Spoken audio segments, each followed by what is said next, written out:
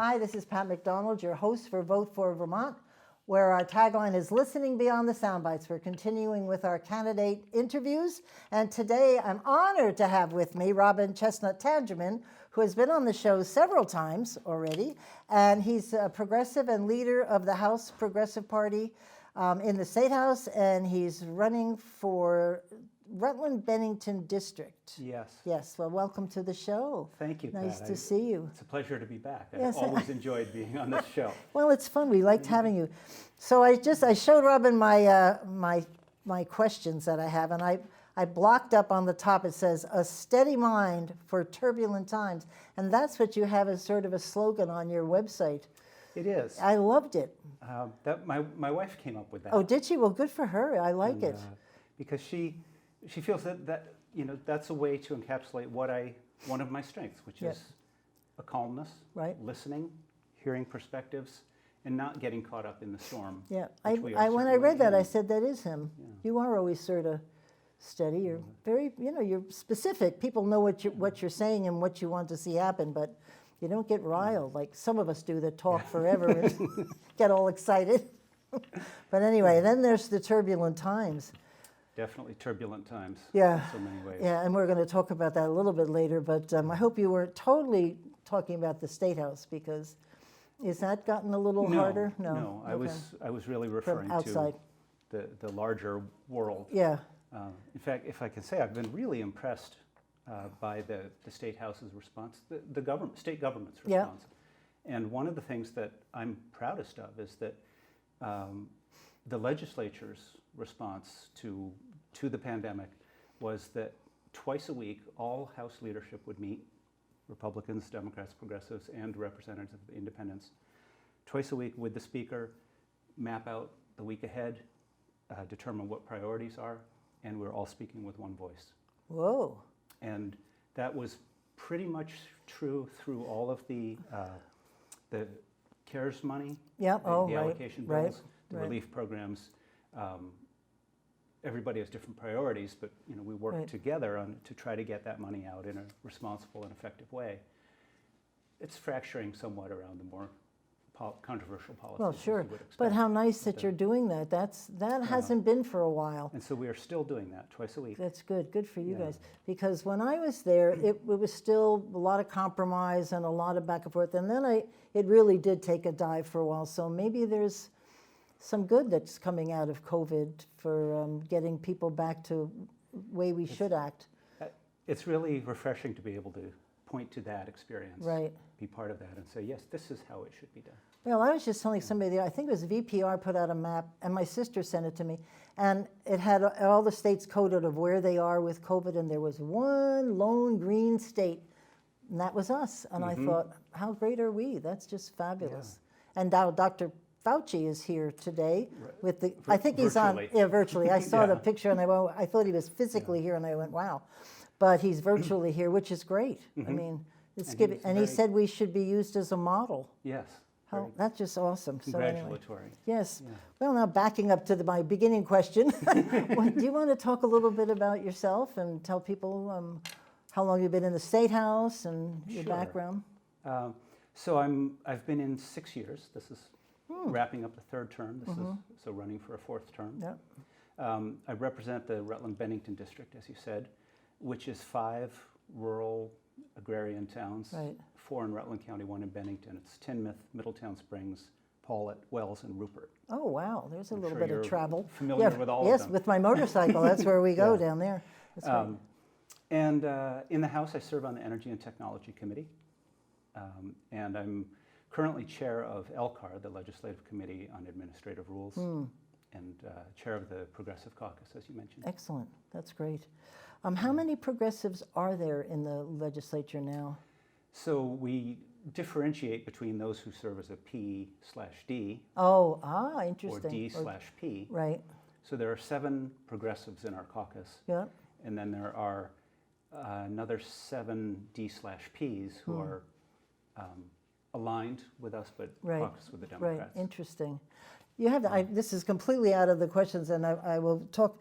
Tell us about this state being the only state that has, I'm going to word this wrong, progressive party that's in the State House, or there, so you were telling me this last time, and I thought that was Yeah. fascinating. So, Good for you guys.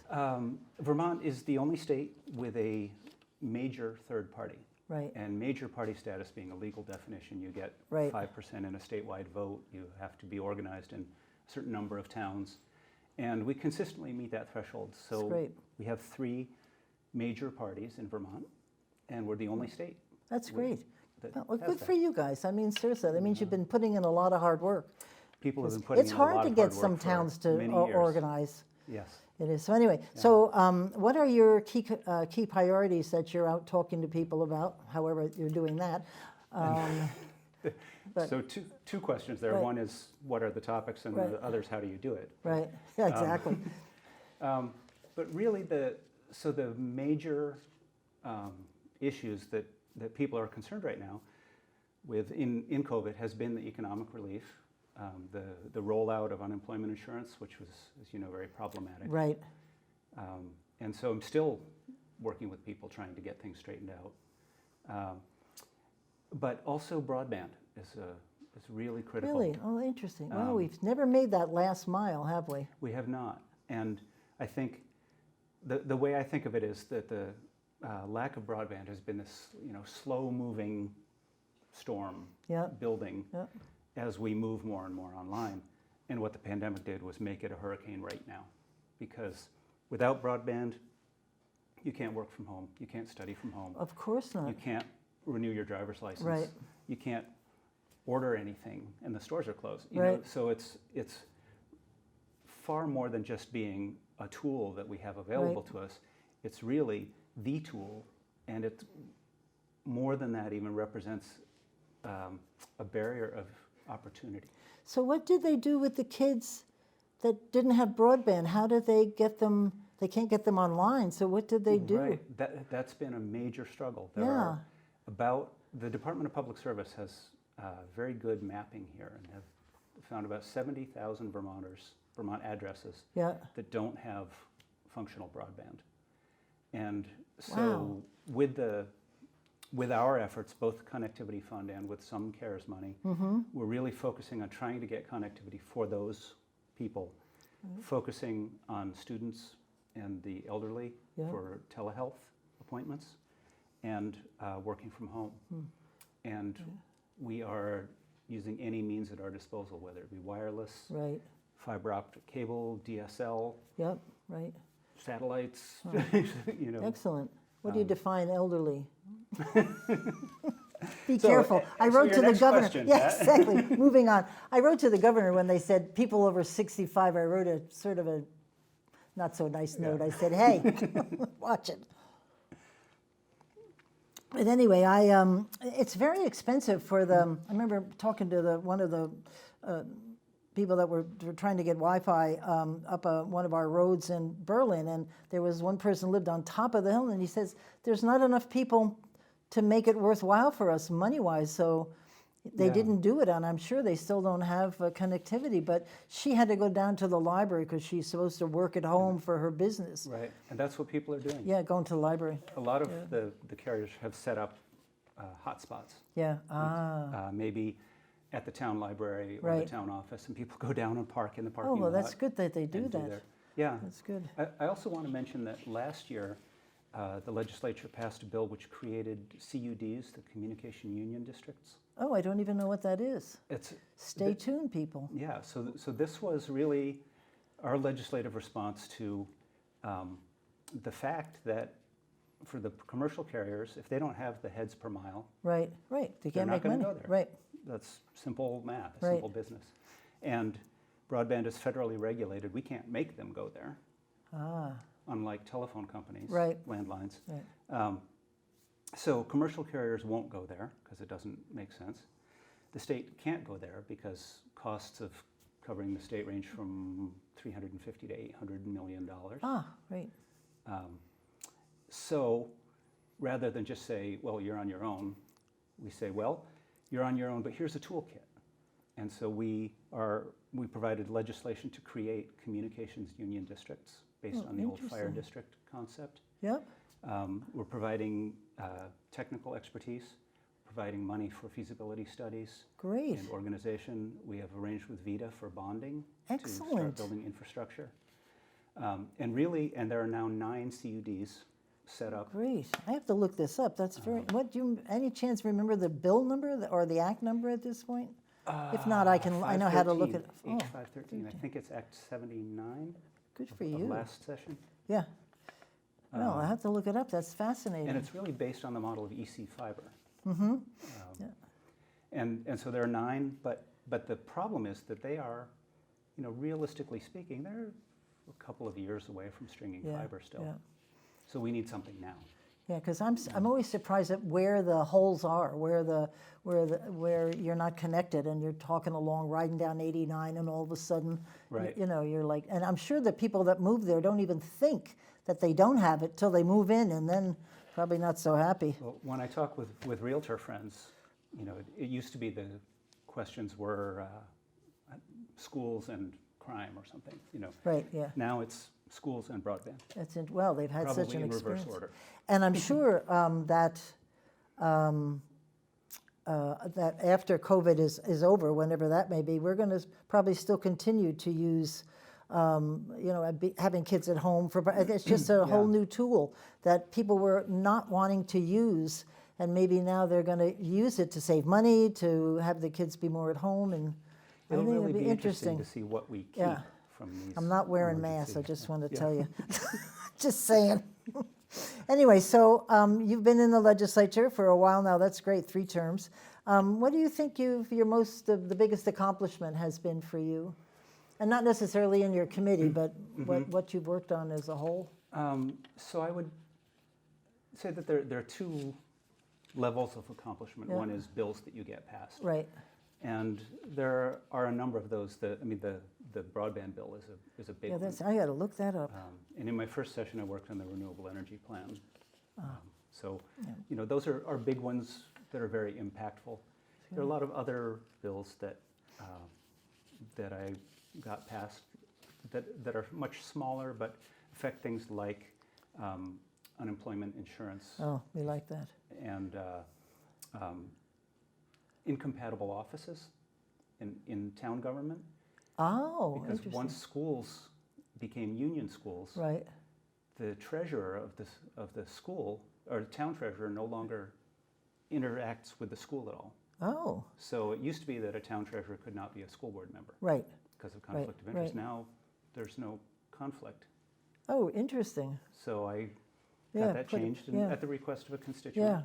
Yeah, that's So interesting. definitely a lot of small things like that. Right. But another part of the job is doing that slow work over time. Right, you're right. You know that it's sometimes 20 years between a concept Right, and a bill. right.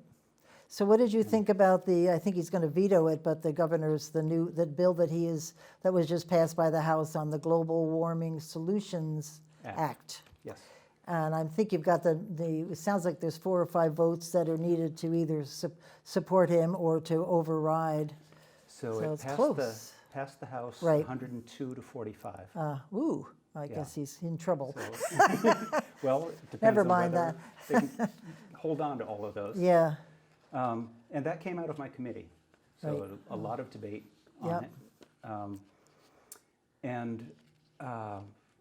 I am in support of it. And we can talk about individual pieces Yeah. of it if you would like to. But really, one of the main drivers for me is, on the floor, we were hearing people say, this is not the time. And people have been saying that for 30 right. years. Well, I agree with know. that. Yeah. So when is the time? Right, right. I It's a think the little- trouble is when we've been doing some shows here on the pension, Mm-hmm. that's 4.5 billion on schools, and I still can't get a grasp of what's happening at the college level and how much trouble they're in. Right. And so what's going to happen there? And then good old Lake Champlain, which never seems to go anywhere. We're just not doing what we're supposed to be doing. So there's a lot of issues out there that are big bucks. There are a lot of issues. And so, And I would say that of all of them, probably climate change is the biggest opportunity because there is a very powerful green, and I don't like the term, but a green economy yeah, rather than a fossil fuel or extractive economy. And I think it's really not a matter of killing one, but Right. transitioning. Right, having as people quickly as retrained possible. into something, into some different type Yeah. of skills. Yep, and there is untapped and I would say as yet undiscovered opportunity. Right. I really do, I get, I was talking to David Zuckerman for quite a while, and I always like talking to him because he seems to talk my language. I understand when he's finished. But I get the whole concept, but I struggle with what Vermont can honestly do to move the needle.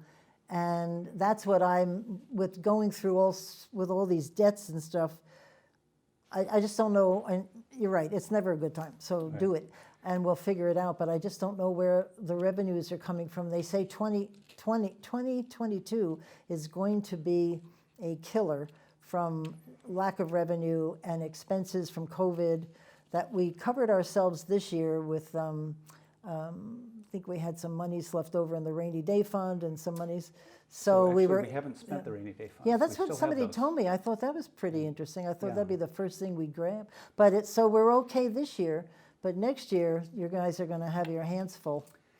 That's true, but Yeah, the unknowns that came from COVID, the unknowns, since we have been working from home or working virtually, many expenses have disappeared.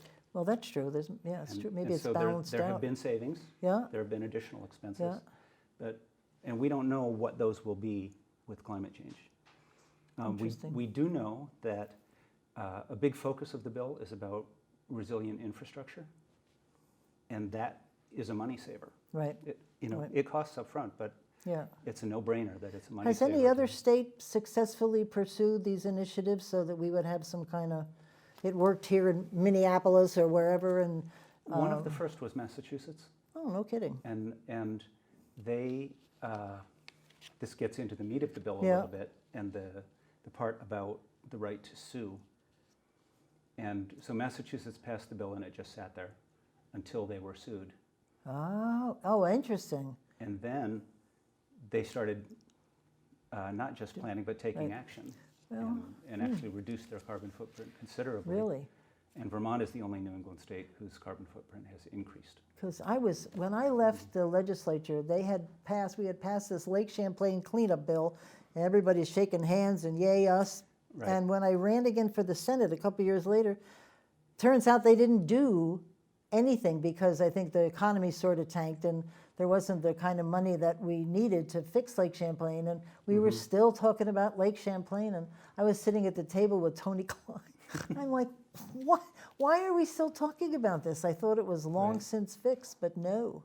And I think I would be worried if I was you guys that the EPA comes in and does it themselves and then hands us a big bill. That would be right? a disaster. I know, exactly. I think they're sort of being nice to us, but So we're trying to show, certainly showing intent, trying Right. to show progress and stave them off. yeah, right. Yeah, because you to don't do want it our them way here rather fixing than their this. way. So at one of the governor's press conferences that he's been doing on COVID, not too long ago, he said that the economy is not coming back as quickly as he had hoped, or the administration, and I'm sure the legislature.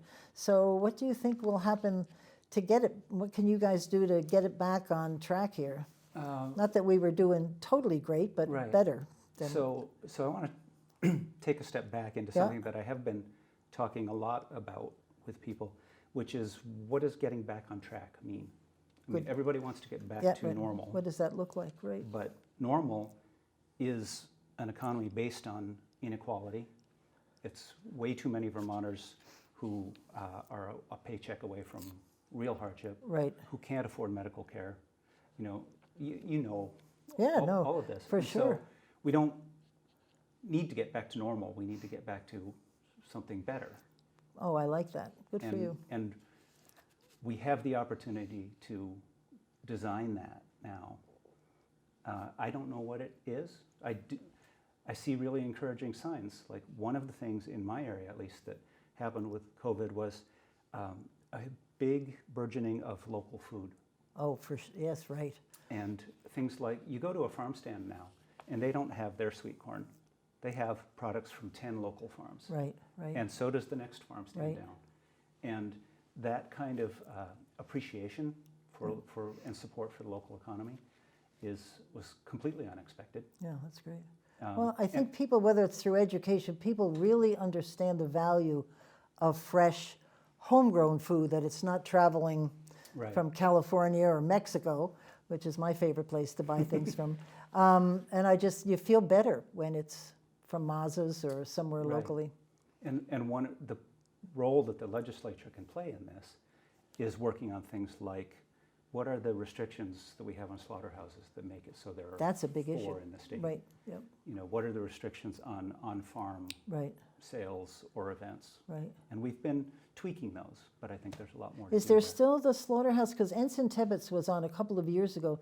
It was really bad, like maybe something ridiculous where they had to go out of state to get their meat slaughtered, and It's that's bad for I mean, there are a few, but we need more. yeah. Yeah, because that I mean, sounded really bad. We raise a few pigs every year. Oh, And so we, right. book Right. to have somebody come slaughter them, then Yeah. we take them for processing. And in March, our guy said, well, I can get to you November 26th. In March? Yeah, Whoa, because he was booked. good grief. Yeah. How do you, well, so they don't become young pigs anymore. They become older, fatter pigs. That must impact you from a value perspective. You must want to get them slaughtered when they're at their prime Right. value, And I would think. so these ones, actually, that timing does work out for us. Oh, does it? Okay. But it certainly doesn't for everyone. And there were Yeah, that's like there were 8 months. commercial hog farmers who were Yeah. killing their pigs because Oh, they wow. couldn't Oh, that's, afford to feed them and couldn't sell them. yeah, oh, that's just tragic. Yeah. Huh. Anyway, so Campaign for Vermont and this show have been very supportive of ethics. And as a matter of fact, Yes. Campaign for Vermont was one of the entities that really pushed the legislature to even talk about it. And there was a bill floating around that created the Ethics Committee, and Larry Novins is the executive director, and he submitted a laundry list of things that he would like to see in a real solid ethics bill with some teeth in it, because I think we were there's 2 states that didn't have ethics, and of course we were one, and everybody's, well, it's Vermont, we know everybody, but there's stocks that you invest in, and there's where you worked, and there's a couple of things that maybe you should raise your hand and say, Right. I can't vote on this. Do you think that's a good thing to have for Vermont, or? I think you're singing my song, Pat. I think when I said that, I said, we've had this discussion before. That was 2017 Yeah. that bill passed, and it was Anthony Polina's bill in the Senate. Exactly right. And I actually sponsored the House version of that Oh, bill. did you? Good for you. Yes, I was we the like lead that. sponsor of it. To me, it's a question of trust. We want people to A, participate in government, and B, trust government. And this is the tool, one of the ways to get people to trust government. Transparency and consequences. I agree with you, because I don't think the public knows if they have an issue with somebody and feels that there's some kind of conflict, where do they go? The Right. governor's office or something? But you need procedures and stuff to follow, and I think the Ethics Committee would be a good place. It is the place to go now. So I'm hoping Larry's successful with his list. I don't know if they're all perfect, but he's got something to start the conversation. So thank you. I remember this conversation. I was like, whoa, we like this guy. Yeah, and I think because people don't realize when you start talking about, well, what is ethics?